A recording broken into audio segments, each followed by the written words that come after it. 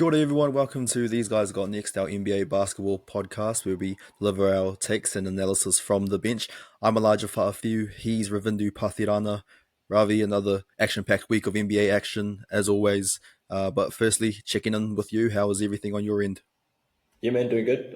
Survived a massive lightning storm this week, so we're in Sydney. So yeah, wrapped as all good on board. How about Is you? it it's still summer there? Or Supposedly, just looking outside, mate, it's raining, absolutely pissing down. right. It's funny you mentioned thunder because that might be a good omen for what we were going to talk about a bit Mm. later on. Yeah, it's nice and sunny out here in Auckland, but yeah, as always, we're going to start things with the Golden State Warriors. Going to get straight into it, and we mentioned the Golden State Warriors because this week the big trio of Steph Curry, Draymond Green, and Steve Kerr, they've all come out in public and talked about what they want for the future of their franchise.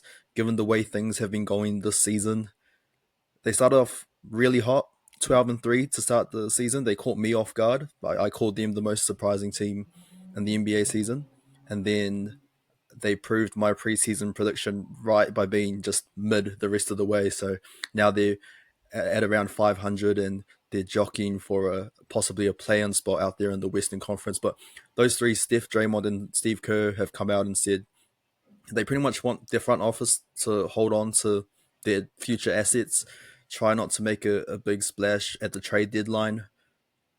It's quite interesting watching this team this season, Rav, because it looks as though they're trying to go along two timelines here of Mm. trying to compete, but also trying to, you know, work on their future. At some point, they're going to have to choose a path to go down. If you're Golden State, if you're the front office, what do you do in terms of this Golden State Warriors franchise? I think they look toward the future, man. Like Curry's turning 37 in March, and so Draymond's going to be 35. So these guys are again at the twilight. We spoke about how this season has been a passing of the torch season in a sense, where the new kids are coming up and taking over the league. So I think it is time for these guys. Possibly another ring push is what they could think about. But again, parting. You know, when you think Steph, you think Golden State. When you think Golden State, you think Steph. So it'd be a tough decision to part ways with him. But again, Curry did say he doesn't want to play for a mediocre team, or fans are crazy that thinking that he's wanting to play for a mediocre team.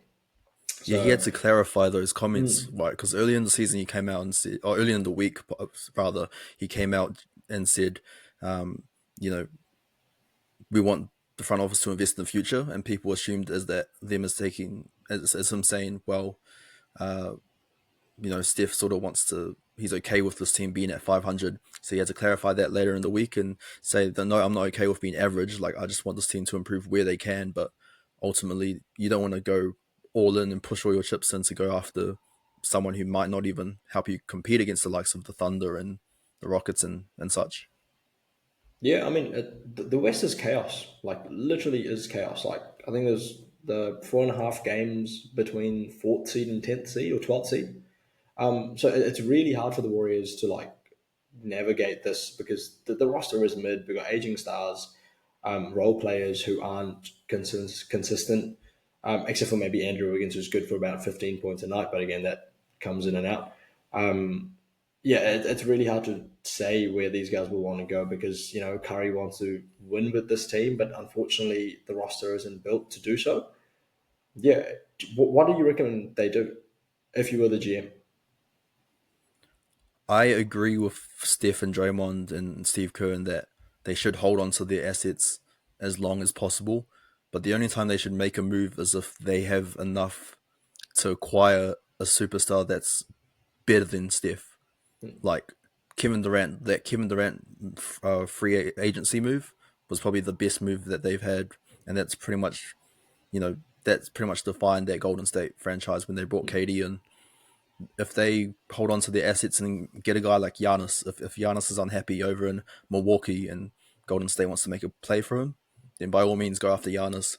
But I wouldn't make a move at the trade deadline for guys like Jimmy Butler or Zach Levine or Vucevic. I don't think they're the guys who you want coming over and are going to make a difference, especially like you said, the chaos that's happening out in the Western Conference. The other thing with this Golden State team is they've got control of their draft picks. they've been very lucky, this franchise, with having a guy like Steph Curry. He's a generational player. Like, there's never going to be a guy like Steph, and for Golden State to get him and then surround him with Klay Thompson and Draymond and in the early days Harrison Barnes, and that turned Andrew into, Bogut. Shout yeah, out to Andre Andrew Bogut. Iguodala, Yeah, yep. Finals MVP Andre Iguodala. Yeah. And then bring KD over. Like, Golden State since then, like in the last decade or so, their draft picks have been terrible. Like James Wiseman's second overall pick in 2020 when LaMelo Ball was there. Pick after Jordan Poole got him. They got Jordan Poole late in the first round in 2019. Obviously, shipped him off to the Wizards, but he managed to win a chip with them. Kevon Looney in 2015. But other than that, their picks have been sort of mid. But it's funny when they talk about future assets, Rav, like, what are the future assets on this Golden State team? I'm just trying It's to, just Kuminga, bro. Like, I think that's the yeah, only one that's worth holding on to. The rest of them, yeah, I mean, Podemski, yes, okay. Moody, okay. Like, they've got good enough players, but they don't have that all-star potential. Like, I think Kuminga is the only guy that they should really hold on to. But again, when you're trying to like trade for a star, even to get a Jimmy, like I think Miami has requested that they get Andrew Wiggins and Jonathan Kuminga in return, which doesn't make sense for the Warriors to give both of those pieces up. So yeah, everyone else should potentially can be should be options that can be moved to help land a star. But if teams are wanting Kuminga, it does put the Golden State Warriors in a bit of a sticky situation. yeah. And I think the other thing with this Golden State team is we mentioned how hot they've been at the start, and now they've gone back to being this 500s or so side. What have you? Why do you reckon that is? Why has this team all of a sudden gone back to being so mid in the West? I think partly to do is like Buddy Hield, because I know you and I both had great aspirations for Buddy Hield to come in and He was perform he at was the a next Splash Brother, splash buddy, man. Like, supposedly. yeah, letting us down. I'm very unfortunate. Like, got off to a great start, like hot start.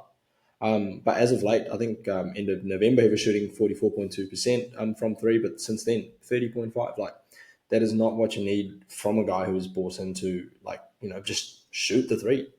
Have that AJ Green type of vibe Yeah, on the Warriors side. But again, they made a decent move that, again, both of us had high hopes just because they were on a high, and unfortunately they didn't pan out with Dennis Schroeder, who's averaging 10.2, 4.5, and 2.1 boards in his 15-game stint. But it's just, yeah, it's really hard. I think Buddy is a key in this because it just opens up the floor more for these guys. Like, Kuminga isn't a great three-point shooter. Draymond has his days. Like, if Buddy is able to get back into somewhat of a shooting form, then it'll just open up the floor, which allows the other guys to take advantage of. yeah, I agree. And they've dropped off. Like, at the start of the season, they were top five offense and defense. Now they're ranked 21st in offense, 11th in defense. That's a huge drop off with this team. And funny, like you talked about Buddy Hield. Like, probably not ideal when you're in a game situation where Draymond's yelling at you on the court. Or there was another clip earlier this week where he and I think Gary Payton were in an argument, and Dennis Schroeder was the one trying to break those two up, as in like the new guy who's on the Golden State trying to break those two up. So yeah, things are not looking too great in Golden State, but hopefully they can sort out their future moving forward. As for two teams who are absolutely killing it at the moment, the Cleveland Cavaliers and the Oklahoma City Thunder, it was round two, which is probably, I guess, as signaled by the Sydney weather and the thunder that's been happening over in your area, Rav. The Thunder have made a statement. That's what for sure. You called What it. probably, yeah. In terms of game quality, probably not as great as the first game, but the Thunder just absolutely crushed like Cleveland. Like, they led by as much as 42. I did say by double digits. I said 11 just to be nice, but geez, I didn't expect. What was the final margin in the end? Is 26 or something, 25. I think it was 20. I think they brought Yeah. it down to 20 Okay. respectfully, but they did lead by 26 at halftime. But yeah, the Thunder, they definitely made the adjustments to, you know, to to stop Cleveland I think, in mind you, OKC. just as in the absence of Isaiah Hartenstein and Chet Holmgren, like last game, we kind of it was evident the fact that because Chet Holmgren wasn't present, and it was just IT or Isaiah Hartenstein holding down forwards in the center position or in the forwards position. That made it easy for Mobley and Allen to kind of do their thing. But surely you'd think like Hartenstein isn't playing as well as Chet isn't playing, and you'd expect Mobley and Allen to have another great game, just dominating the front court. But they took 13 shots in total. I think Allen went 6 for 6, and Mobley was like 2 for 7 or 1 for 7. Like that. That wasn't a great outing from the front court, man. Like you have to capitalize. But they only played. Jarrett Allen played 18 minutes and Mobley played 16 in that game. Like they waved the white flag pretty early in that contest because the first quarter the Thunder went up 32-14. Shea outscored the Cavs by himself 15-14, and between the first quarter, middle of the first quarter to about the middle of the second quarter, the Thunder went on a 30-2 run, which pretty much just blew the doors open. And I guess Kenny Atkinson and the Cavs just waved the white flag and just gave it to the Thunder. Like, That's just not showing championship mentality, right? Like that's the biggest thing you got to take into consideration. If these guys are wanting to push for the chip, and we have counted them as one of the leading contenders now, especially with the runs they've been having. But it comes down to mentality as well. Like in the locker room, like sure you're down by a little bit, why not rally the troops and try again? Like I don't think they should have waved the flag that early. At least go deep in the third or like early fourth, and then kind of okay, this is something we can't come back from. But I don't agree with the fact that they just waved it so early and pulled the two bigs out of there. yeah, I don't mind personally. I think it's not a playoff game. I think obviously a game's a game, right? Like you want to win every game you can, but I think the Cavs fouled that situation. They probably just give their starters less minutes, give them a little bit of rest, and let the bench play on. But at the end of the day, like the Thunder just absolutely dominated. Lou Dort for me, he was a standout. 6 from 8 from 3-point land. Quite underrated this season. Like we all know how good he is defensively. I was researching. Like I didn't actually realize Lou Dort's never made an All NBA defensive team in his career. He's been in the league for about 5 years now. For his fifth season. But we know that he can put guys in the torture chamber. He put Donovan Mitchell in the torture chamber again. Yeah. 8 points, 3 from 15 shooting. That follows his 3 from 16 game in round one between the two sides. But Lou Dort's shooting a career best 41.5% from 3 this season, which is obviously, as I mentioned, his career best. So I think he's slowly becoming that elite 3-and-D guy that OKC needs, and the guy to help support Shea and Jalen Williams rather. Just on Shea, like 40 points in Mate, dead 29 taxes on a minutes. 30 ball. Like Yeah, like that's insane. It's Shay's insane, bro. It's just 30 balls just a given. Like the betting odds should be negatives for him getting 30 every game. yeah, Like for sure. unreal. But I Like think go.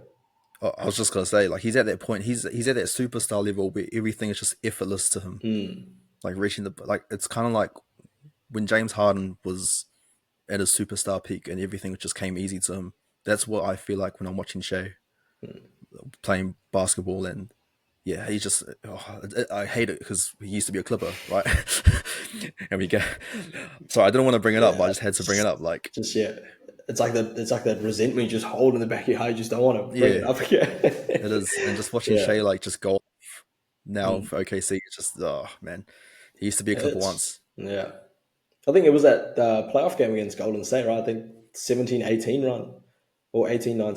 18, Like 19, yep. yeah. And then, Shea had that game-winning 3 or something in game 1 of the playoffs. Like, I was like, damn, this dude's good. Like, yeah. But then, next season, off you go, son. Yeah. Anyway, well, just on Shea as well, man. Just like you mentioned Lou Dort and the other role players. Like Shea made an interesting comment comparing the role players to roaches and hyenas. Like I understand what he's trying to do, but that's just like I think Kenny Atkinson say there was 7 pit bulls. There's like a whole zoo going on there. Oh, the Oklahoma City Zoo. But yeah, that was an interesting comment. I just wanted to point that out. Like cool guys doing the dirty work, but roaches and hyenas, I get it, pick up the scraps and stuff, but calling a player roach, not the biggest fan of, but that's just me. Well, I mean, as always, as with sequels, as we see in movies, probably wasn't as great as the first one. But lucky for us as fans, there was another game on that same day that actually probably was the best game of the night and maybe one of the best games of the week. Houston Rockets and Sacramento Kings. Who would have thought? Houston, well, I guess stylistically, like when you look at the two sides, you when they come um, against each other, you figured there's going to be some sort of offensive explosion going to happen here. I guess because the Kings are now on their current streak or current run under Doug Christie, they're 8-2 now. Kings ended up taking the win over the Rockets, but geez, just all over the court there was just guys stepping up offensively, and it's just like buckets left, right, and center. Yeah, man. I think I'm like so happy that Jalen Green is doing what Jalen Green is able to do, and we know he's a hell of a player. Like this last, I guess, 2 3 games has been an unreal run. Like those last 3 plays, where the Rockets just trust him to make those threes. Like even the game or the shot to tie the game got off the inbound play. Just got a great look. Just unfortunate that it didn't go in.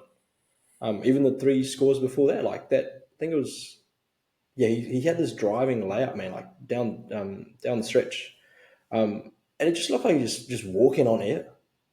Like he's got this unreal vertical and just ability to do so. I think something just needs to click in this Rockets team, and this is exactly what they need to be able to compete. Like we spoke about the Rockets having this elite defensive identity, and they were just lacking the scoring. Well, Jalen Green is there to bring the scoring on, so that's awesome to see. For him, it's all about consistency now, and that's always been the theme with Jalen Green. He has these big games where he can shoot and score, but it's never on a consistent level. And I think that's why the Rockets have sort of been, you know, iffy about giving him, that max contract, or I guess fully backing him as their franchise cornerstone. But he's shown in these last few games, and good for him, good for Jalen Green being able to prove himself. For me, I mean Thompson, like you talked about the Thompson twins and how athletically gifted those two are. I mean Thompson ended up playing point guard in that game because Fred VanVleet was out.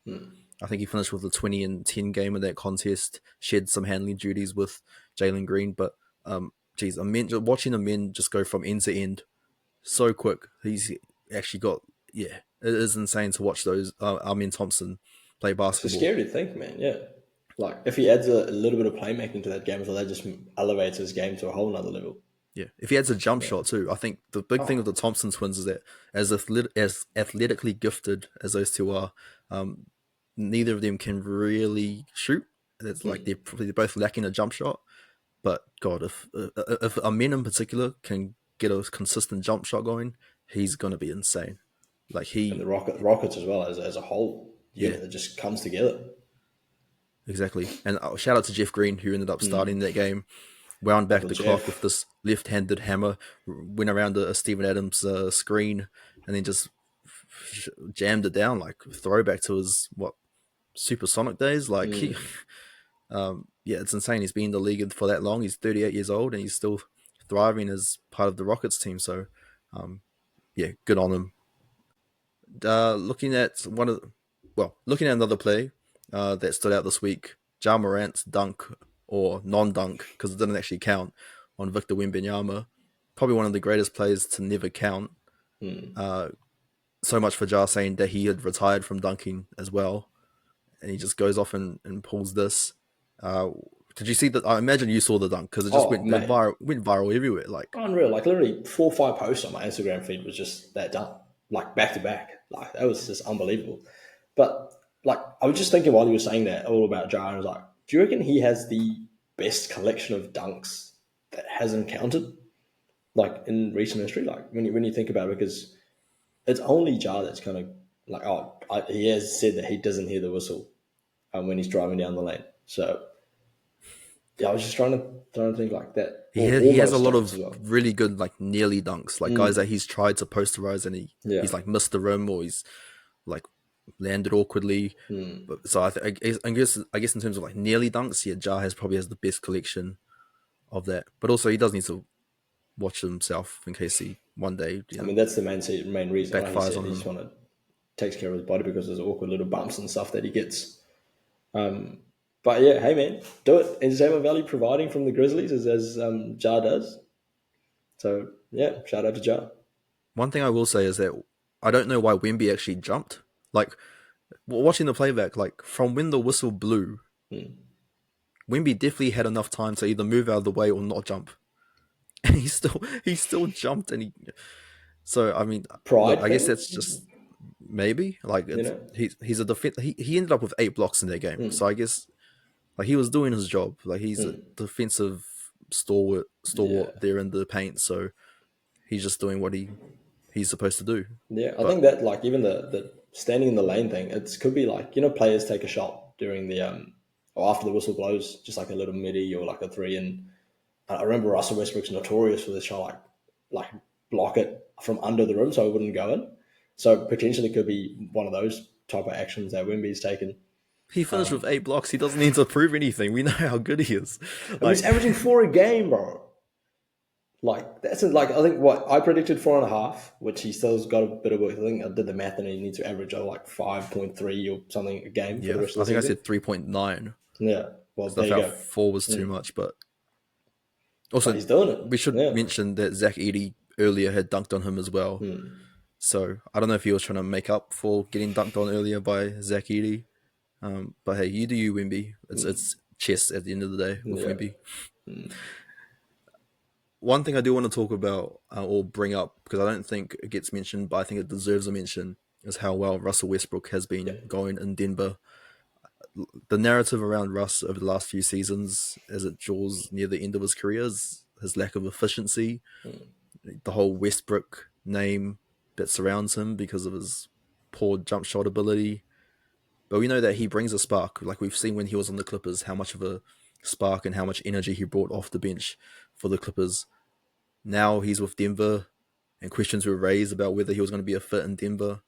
But man, he and Jokic together is actually they're actually Mm. really fun to watch. And they're actually really entertaining those who are triple double enthusiasts as well. Yeah, man. Like doing what was what 2 games now or 3 games with triple doubles for both parties. Yeah, so the first pair of teammates to have a triple double in the same game twice this season, Mm. which is insane to think about. Like unreal. And just like shout out to Westbrook, man. Like you said, like yeah, a lot of criticism, and especially when like the Lakers, who was the scapegoat out of there, and during the Clippers had a nice little run, and just got pushed around, which is unfortunate. But he is a hell of a player when he's given the opportunity to like do this. And he came off the bench, fair enough. When he started, just to get adjust to the team now, 14-5 when Russ starts, like which is awesome to position him. I think we both spoke about in our Western Conference preview, I believe, or one of the early episodes, that if Russ is able to play like this cutter sort of role when Jokic is in there, it just opens up the floor for everyone, or like just makes that transition flow really smoothly within the play. And he has been doing that. He scored 71 points off his cuts, like most he scored in a campaign since his last decade, and in the last decade. So this is like unreal what he's doing at the moment, and it's such a good fit with Jokic and the rest of the boys over in Denver. And the thing about Jokic is that apparently Jokic wanted Russ in Denver. Mm. Like he was happy for the front office. And you think, well, if the best player in the world wants a guy like Russell Westbrook, then he must have some good plans or something Mm. in place, or he must think that the fit could work well. And the two have proven that they can. Like as you mentioned, the cutting ability because Jokic draws that much attention, he's able to pop it off, and find Westbrook. But Russ is also a playmaker as well. He can get Jokic in those advantageous positions, or he's a playmaker. He can get those balls into Jokic to do his thing. And I think the other thing about Russ having some of the handling duties is that it opens up a guy like Jamal Murray, who Mm. needs to be able to score. He needs to get his confidence back. And I think this week he had like a 45-point game against the Mavs, I believe. Like those are the sort of games you want to see from Jamal Murray. Mm. And I think Russ being there helps Murray become a better off-ball player, and it gives confidence to him and the rest of the squad and guys like Michael Porter Jr. And I guess the big question for Denver's Aaron Gordon's just come back. Like the reason Russ was inserted into the starting lineup is because of Aaron Gordon's injury. Now that Aaron Gordon's back, do you move Russ to the bench or do you move someone else in the starting lineup to the bench? What should Denver do with their lineup? I think they need to put Russ in the bench and still have him as like that secondary, like maybe close out quarters or something with the starting four. Maybe Gordon doesn't necessarily need to be there, or even when Jamal Murray takes a bit of time off, then plug Russell into that, or starting five rather. Would you move? What about like Christian Brown? He's doing a good role for them. I like Christian Brown in that team. Mm. It just, yeah, he's doing a good job defensively as well, but I just don't. Yeah, it's a hard one. I'd put Russ off the bench just for that spark to come off, and just he brings a high energy like we spoke about, just to add to this team. Like especially like you can pull Christian Brown when you need to, but I think as a he needs to. Like Christian Brown has to take up that tough defensive assignment, which the Nuggets need. I guess Gordon can take up the front court with Jokic, and Murray is not the best defender, so someone needs to hold that defensive ability in their team. It was nice to see Russ and DeAndre Jordan connect on a couple of alley oops this week. It was like Lob two City, different man. two different eras of the LA Clippers coming together in Denver. So that was quite fun. Um, Great to see DeAndre Jordan just still hooping, still going Yeah, strong. man, special to see. I know, he just brings nice memories of 2016 and 2015 onward. Awesome. Well, as we all know, the All Star game is coming up soon. We've just had the third return for the fan votes. It looks like this week the starters are going to be officially announced. So just to break down, it's 50% fan votes, 25% media, 25% players. So the stars will be announced, and after that, the reserves are going to be announced by the coaching staffs of the respective East-West sides. So obviously, with the new format, that sort of changes things. So a little bit confusing if you're a fan or of the All Star game, but I feel like everyone's dropped off from the All Star game. But anyway, today Rav and I are actually going to run through and officially name or pick our NBA All Star teams. How we're going to do this is we're going to bring back the teams that we had predicted before the season started, back in preseason. We're going to list through our players, list the guys who we think are going to be locks for the game, and then swap the guys out for who we think won't make the game and swap them for guys who we think are going to come into the game. So I guess we'll start off with the guys in the Eastern Conference. So we've Yeah, got 12 guys here. Rav, do you just want to quickly go through your 12, the 12 that you had predicted in the preseason, and then we'll sort of break things down from there. yeah, for sure. So I've gone Jalen Brunson, Tyrese Halliburton, Joel Embiid, Tyrese Maxey, Giannis, Paolo Banchero, Pascal Siakam, which was a wild pick, Donovan Mitchell, Jason Tatum, Jalen Brown, Bam Adebayo, and Trae Young. Those are my 12. Cool. I Who's guess your 12? Yeah, if you want to go that order, yeah. if you want to go, yeah. I guess I'll do my 12 and then we'll Mm. slowly discuss things. So preseason, I picked Brunson, Tyrese Halliburton, Embiid, Cade Cunningham, Giannis, Paolo, Paul George, Donovan Mitchell, Jason Tatum, Jalen Brown, Bam Adebayo, Evan Mobley. Now, obviously, we didn't predict the 76ers being as terrible as they have been this season. So obviously, that's why guys like Embiid and Maxey probably won't make the game. Paul George as well. The Pacers have sort of been slow. They've started to pick things up recently. They've won 7 of their last 8, but I guess in terms of the early portion of the season, haven't been uh, too great. So I guess guys like Tyrese and Pascal will probably drop Yeah. out, and then obviously a lot of injuries have affected some of these picks. When we're looking at guys like Paolo and Franz. So I guess for you, Rav, who are some of the guys that you picked that are not going to make the All Star team, and who do you think who's going to come in for those guys? So like you covered it off pretty well. I think just Halliburton, Embiid, Maxi, and Bam Adebayo, Pascal Siakam, just because of poor performances and team records. Unfortunately, Paolo's probably not gonna make it just because he only played about 10, 11 games this season because of his Even though he was torn oblique. fourth in front He's court four. voting, he's getting the respect he deserves. Oh, absolutely. And I'm gonna go with Mobley, Lamelo, Cade, Lillard, Tyler Hero, and Carl Anthony Towns. Just for the viewers, we made this list before the trade happened. So in the West, we had, counted out, Cat, But yeah, man, he's doing a hell of a job for the Knicks in the East. Yeah, who's your replacements? Cool. So similar to you, Halliburton, Embiid, Paolo, Paul George, and Bam are coming out. I'm going to bring in Karl Anthony Towns, LaMelo Ball, Damian Lillard, Trey Young, and then the last spot I'm going to go to Jarrett Allen, only Mm, because initially I had Paolo slash Franz, but the injuries is just going to make things so confusing. And obviously they fill up a front court space, so I can't bring in a guy like Darius Garland. mm. Um, Ideally, I would. So I'm just going to bring in Jarrett Allen because the Cavs deserve at least three guys, I think, um, to be all stars. But yeah, were there any guys like on the bubble? Like you picked Tyler Hero. What was your thinking of bringing Tyler in? I think he's just played really well, man. Like he has been, I guess, the backbone of this Miami Heat team. I think he's eighth or ninth in the fan voting, and that accounts to 50%. But you also take into media comes into play as well because he might just be overshadowed by what the fans think because he's not a household name anymore because they were a few years ago. Um, and also the coaches, like I think just coaches or players will recognize how well that he's been playing. And that will contribute enough, I think, for Hero to kind of make the cut.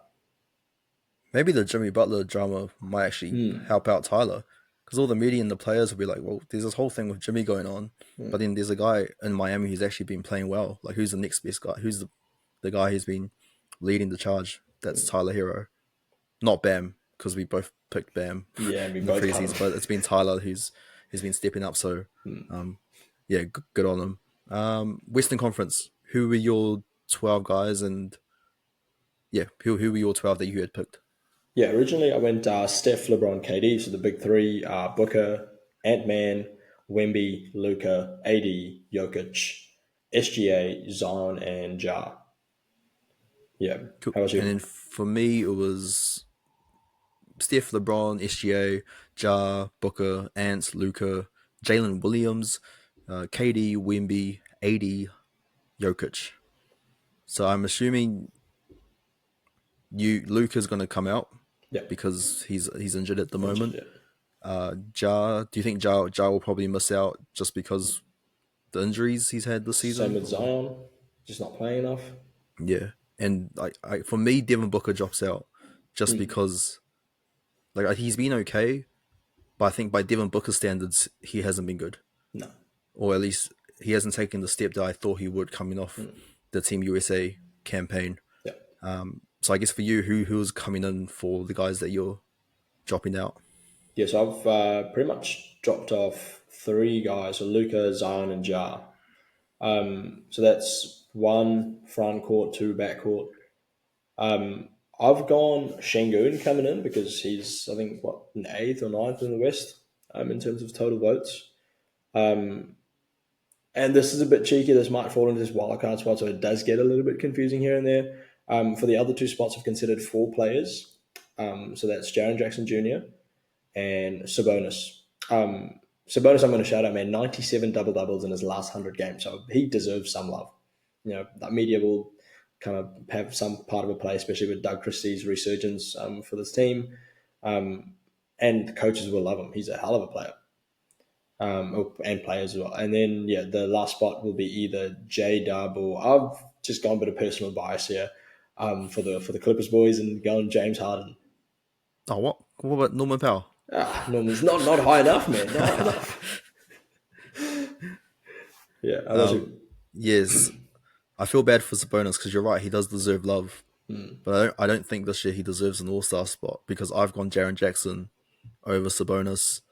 Um, I agree with Sengun because I think the reason I'm picking Sengun and Jaren Jackson is because the Rockets and the Grizzlies are second and third, and I think they need at least one player to represent them. Um, and I think for my last spot, for me, it's come down to either Kyrie or De'Aaron Fox. So if the Kings are going to get someone, I think De'Aaron Fox could sneak in there.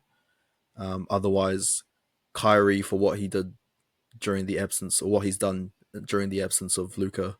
Um, so that will be a bit of a toss up for that last spot. And that 50% weighting goes a long way as well. I think he's fourth in the East Guards or something. Well, that's why I want. Well, funny you bring that up because the whole thing with LaMelo Ball, right? Like 50% of the fan votes is definitely going to have a big impact. Like it looks as though LaMelo is going to be in the game. Ideally, I wouldn't have LaMelo in the game because I think Trade should definitely be in Yep. because he leads the league in assists by like a lot, and he's done. Yep. He's been really good for the Hawks this season. Dame deserves some love because Yep.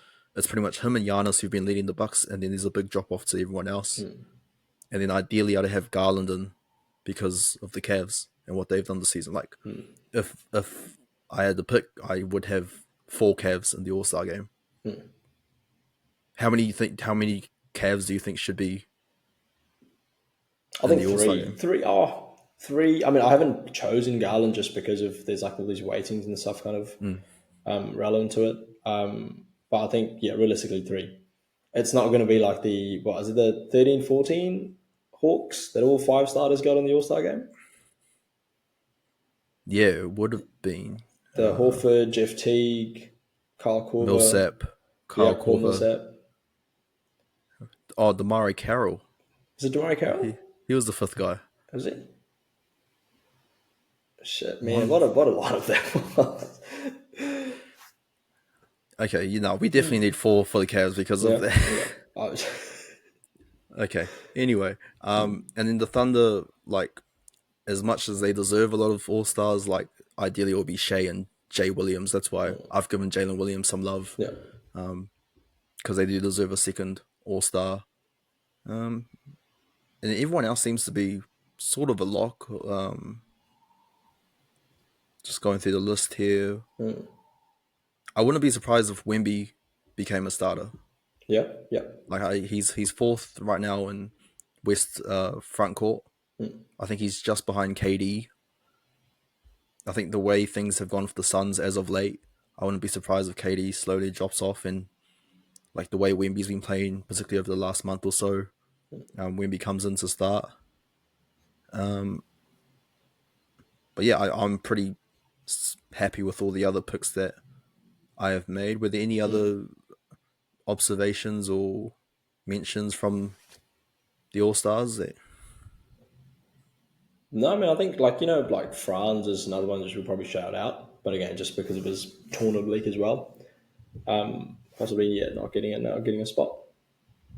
Cool, awesome. And we're just going to finish things off with a few other observations or things that stood out to us over the week. Unfortunately, no quick fire this week because of these All Star selections. But Rav, kick things off for us. What stood out to you this week? The Clippers brought the Thunder brought the hammer down. You love the Thunder, right? I love the Thunder, man. It's a good team. It's a bunch of dogs just having fun. I think that's the best part about it.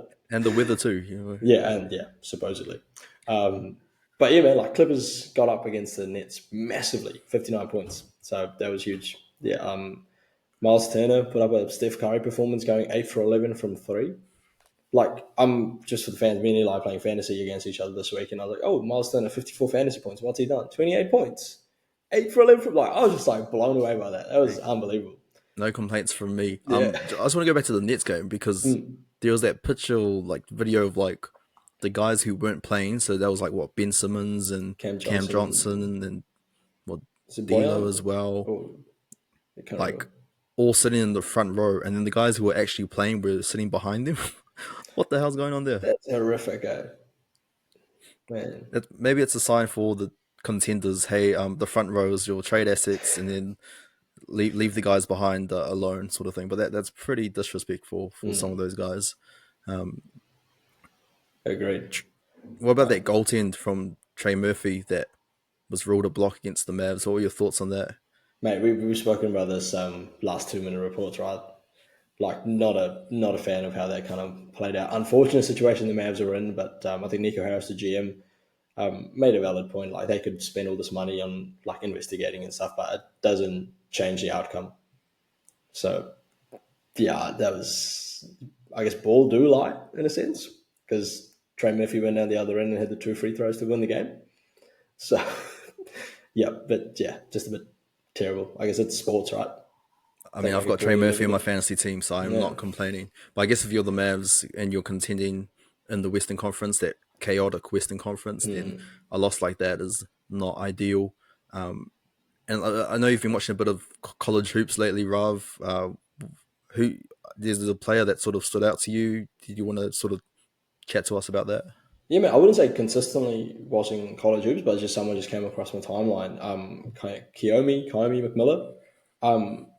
Just so shifty, so nice. But she plays for Rutgers. There's a little bit of controversy surrounding him. Apparently, there's a bit of an ego situation going on, but fair enough. I mean, you were the first high school athlete to sign an NIL deal with the Jordan brand. So, I mean, I understand you got a bit of a big head, but then again, you have to think long term in terms of career. But just watching her play, like elite 3 point shooting ability, great driving in the lane, and just like Rob Dillingham esque, I'd say, like in terms of her shiftiness. So yeah, for the viewers out there, go have a look up on YouTube and stuff. Her highlights is unbelievable watch. Rutgers have some ballers over there. Like between Kayomi and the men's team have Ace Bailey and Yeah, Dylan Harper, who look like they're going to be top three picks, the both of them behind Cooper Flag. So Rutgers, man, they've got a nice program, basketball program building over there. And that pretty much brings up or wraps things up this week. Jimmy Butler has also made his return to the court for the Miami Heat from his 7 game suspension, but I'm sure we'll talk about that on the next episode, but something to keep an eye on out on. And Paolo yeah, Banchero Paolo Banchero, yeah, made just his gonna return say, this week. So it's great to see Paolo back on court. So and hopefully Franz is back soon as well. But other than that, that wraps up everything for this episode. Rav, as always, thanks so much for joining us. And as always, we got next and Matiwa.